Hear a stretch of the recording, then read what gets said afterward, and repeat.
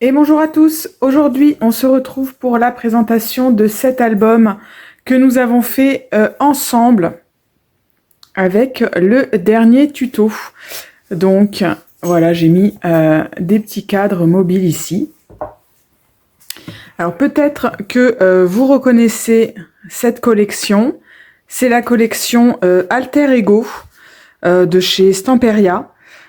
C'est ma maman qui m'avait offert la collection à Noël, donc j'ai déjà fait une ou deux créas avec, et il me restait pas mal de petites chutes, donc voilà, j'ai décidé de les utiliser pour cet album. Ma chienne toujours aussi discrète à chaque fois.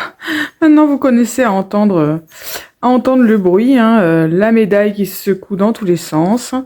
Voilà, donc j'avais des chutes et c'est vrai que ce format d'album, puisque je vous rappelle que c'est un format 14 et demi par 19 et demi, bah ça se prête bien, soit pour les chutes justement, ou alors pour tout ce qui est format 15 par 15, celui que je vous avais montré en présentation pour annoncer le tuto.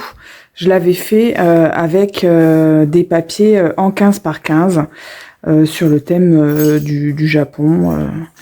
Voilà. Donc c'est vrai que ça fonctionne bien, ça, pour utiliser des chutes ou des petits formats. Voilà, donc je vous ouvre pas tous les livrets, puisque bon, cet album, vous le connaissez, on l'a fait ensemble. Je voulais juste voilà, vous montrer ce que ça donnait avec les papiers que moi j'ai choisi. Donc voilà. Vous voyez qu'il me reste aussi des petits dice cut que j'ai collés de ci de là.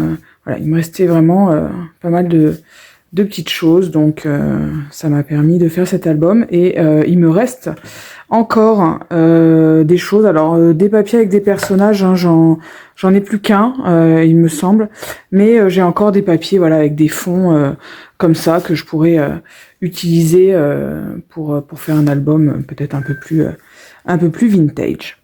Voilà. Et ben écoutez, j'espère que mon interprétation de ces papiers vous a plu. Et puis je vous dis à très bientôt pour une autre créa. Bye bye.